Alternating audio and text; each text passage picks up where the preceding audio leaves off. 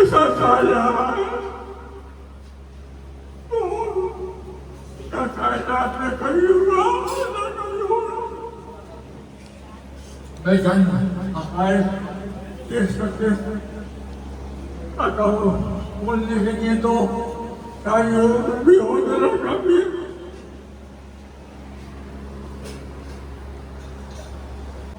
امام حسین علیہ السلام کی ولادت ہوئی، فخر کائنات علیہ السلام آپ تشریف لے گئے۔ آپ نے فرمایا آپ کی پھوپھی ولادت کے وقت وہاں موجود تھی، بچے کو لائیے۔ جب وہ لے کر آئے حضور نے گود میں لیا اور بوسہ دینے لگے، چہرے میں بوسہ کیا، کہیں گلویا ہوتا اس پہ بوسہ دیا۔ حضرت جبریل امین قاضیت اور قیدیت لے کے اکٹھے آئے، انہوں نے اس کا ولادت کی مبارکباد پیش کری۔ وہ پھر اس کے بعد فرمایا کہ یا رسول اللہ جس بلوغ اقدس کو جو آپ کو سمجھ رہے ہیں،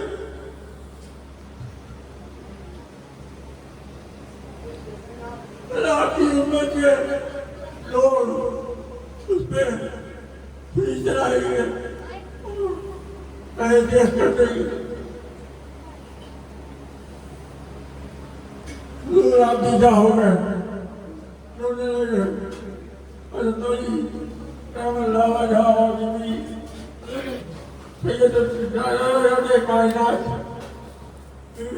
یادور دنیا سے کو بتایا، وہ آپ دیدہ ہوئی اور کہنے لگی کہ اس وقت ہم لوگ ہوں گے، آپ نے فرمایا نہ میں ہوں گا نہ تم علی ہو، علی ہوں گے نہ حسد ہوں گے اور آپ دیدہ ہو گئے۔ میں نے کہا میرے بچے پہ کوئی رونے والا بھی نہیں ہوگا۔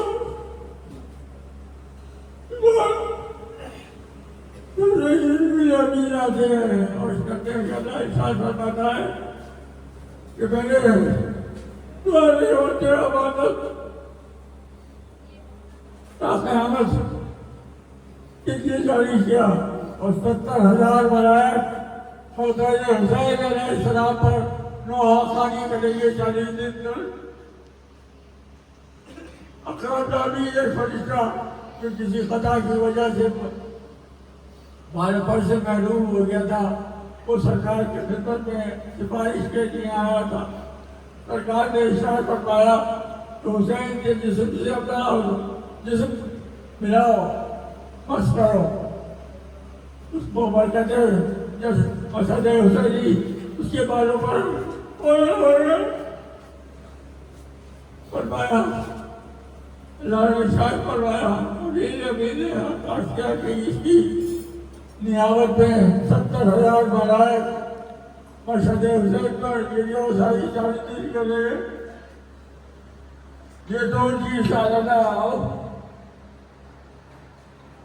دیکھیے اللہ کو کوئی تکلیف نہیں دے سکتا، وہ ذات بے نیاز بے پرواہ ہے، مگر اللہ قرآن میں ارشاد فرماتا ہے کہ میرے حبیب کو جو حبیب تکلیف دیتا ہے وہ مجھے تکلیف دیتا ہے، مجھے اذیت دیتا ہے۔ سرکار کا رحمت للعالمین ہے، یہ عالم ہے کہ ارشاد ہے کہ مدینے کے پیڑ مت کاٹو، ان کی ڈالیاں مت کاٹو، مجھے اذیت ہوگی۔ صرف مدینے کے ڈالیاں کاٹنے پہ سرکار کو اذیت ہوتی ہے، اور سرکار نے دعا فرمائی کہ اے اللہ آپ کی پیدائش مکے میں ہوئی ہے، مگر آپ کو مدینہ اتنا عزیز ہے کہ آپ نے فرمایا کہ اللہ تو مکے میں سے دوسری برکت مدینے میں پیدا فرما دے۔ اس کی برکت خدا ہم بھی دیکھ لیجیے کہ آج بھی مدینے کے لوگ کتنے نرم دل، کتنے مہربان نواز اور کتنے सती है, उसके में वो बात नहीं है। हुजूर की बरकत की दुआ है और मदीने शरीफ के लिए। तो जो मदीने के पेड़ पौधे काटने से अजत होती है, इसकी मनाही है, तो फिर खानदाने की हालत का क्या सवाल है। तो आपने वाक़या करबला सब तो नहीं हो, बहुत बार सुना है। अब ये जालिमों का लाइनदारों का काफिला जब रवाना हुआ, ये जगह पहुँच के पता चला कि इब्ने ज़ियाद बदहात की फौज का पानी खत्म हो गया है। आपने इरशाद फरमाया वो पानी खत्म हो गया है। सरे अरसा से इमाम हुसैन अलैहिस्सलाम और फ़ाताए करबला सरे अरसा मरदूर के नेज़ों पे थे। इसलिए बदहात ने अपने लिए खेमा नस्ब किया, तपती हुई धूप का वक्त था, ये तहाशा वक्त था और आसमान आग बरसा रहा था। खुद तो खेमे में बैठ गया और शराब पीने लगा। सरकार आगे मुकाम की साहब छोटी जो 6-7 साल की थी, वो गर्मी से बेजार होते उनके खजाले से उतर जाए और एक छोटा सा पौधा था, उसकी साय में बैठ गई। वहाँ पर रेत का तकिया लगा कर लेटी नींद आ गई। रोते रोते गिरिया करते करते बेहोशी की तारी हो गई। अब जब उसका पानी आ गया तो रवाना होने का उठाया, तुम्हारे वहाँ के खड़े हल्के से इमाम अली मुकाम का नेता उसके हाथ से निकल के जमीन में गड़ गया। हर चंद लोगों ने कोशिश करी कि वो नेता को निकालना जमीन से, मगर वो नहीं निकला। और हज़रत इमाम ज़ैनुल अलैहिस्सलाम के पास आए और कहा कि नेता गड़ गया हो, ये नहीं उठता, बताइए आपके घर में के सब लोग मौजूद हैं। बीवी सैयदा ज़ैनब अलैहिस्सलाम के बाद ये आवाज़ें देनी शुरू करी तो पता चला कि बेटी सुकैना नहीं है, सकीना ना, और ब्राह्मण में खेला था बीवी सुकैना लौटा। लोग दौड़ पड़े देखने के लिए। बीबी ज़ैनब वहाँ बेताब होकर दौड़ी तो देखा उन्होंने लड़का का झटपटा हो गया था कि कापोश खातून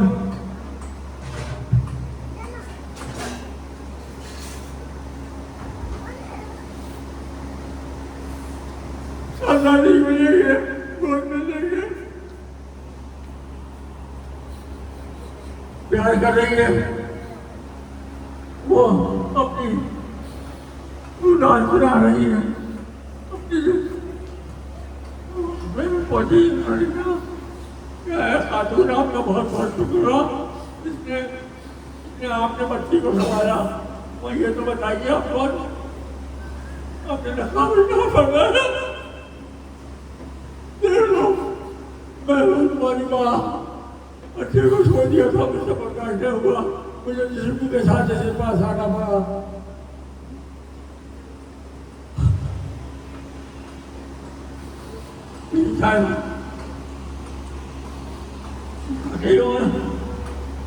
कल्पों ने बदमाश होते पक्कों ने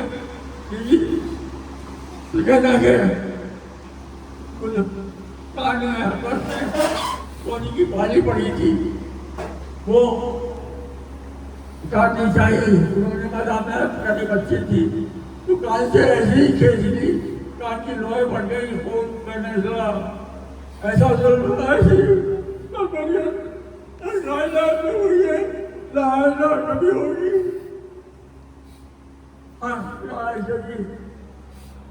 होते یا کوئی اصول نہیں ہے، کوئی بات نہیں ہے، صرف بربریت ہے، پر درندگی کی یہ حیوانیت ہے۔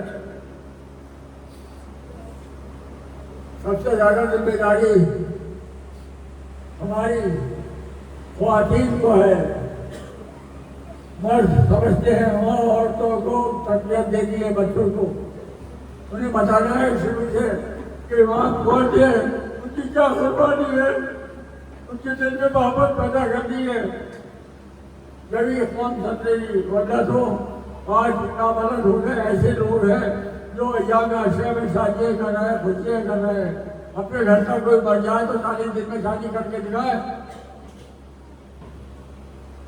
مگر بربریت ہے، حیوانیت ہے، انسانیت نہیں ہے، اسلام تو کوئی واسطہ نہیں ہے۔ جنت صرف اور صرف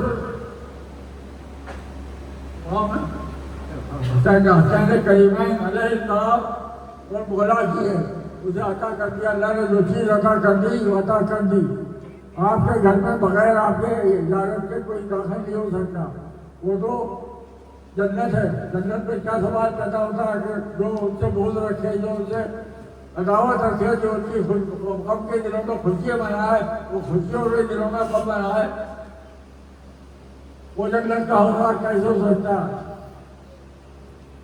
جس وقت دمشق میں یہ قافلہ پہنچا تو زمین بدنہاد شراب میں دھت بیٹھا شطرنج کھیل رہا تھا۔ مردوں میں صرف امام سیدنا امام زین العابدین علیہ السلام کا وجود موجود تھا، باقی سب رسالت مآب کی پوتیاں، بھتیجیاں، بھانجیاں اور مذکورات تھی، اور کوئی نہیں تھا۔ سب کو بلا بلا کے پوچھتے رہا یہ کون ہے، یہ کون ہے۔ پھر اس نے کہا کہ الحمدللہ میں نے آج بدر اور آج کا بدلہ لے لیا، آج میرا اجداد زندہ ہوتے تو کتنے خوش ہوتے۔ آپ یہ کہنے والا آپ کیسے کر سکتے ہیں کہ وہ مسلمان تھا؟ ہم یہاں مسلمان تھے جو ابو سفیان کہہ کے ذرا تھا کہ ان کے میں داخل ہو کے اندر اور ان کی سبوں کو چیروں گا، ان کو اندر انتشار پیدا کروں گا، وہ انتشار اتنا پیدا ہوا۔ اگر سیدنا امام حسین علیہ السلام کی قربانی نہیں ہوتی تو اس امت کا کچھ نہیں ہوتا، اسلام ختم ہو جاتا۔ خواجہ غریب نواز اندھیری فرماتے ہیں کہ قسم کھاتے ہیں کہ بے شک دین جو ہے وہ امام کی قربانی کی وجہ سے قائم ہے۔ آج بھی مسلمان کچھ بھی ہوتا ہے، دین نہیں بدلتا، اسلام کوئی اسلام سے ممکن نہیں ہوتا، صرف اس وجہ سے، اسی لیے کہ آپ نے قربانی دی اور بتایا کہ ظالم کے آگے کبھی نہ جھکو چاہے تمہاری جان جاتی پڑے۔ شفیعنا مولانا محمد مولانا سیدنا شفیعنا مولانا محمد مبارک وسلم۔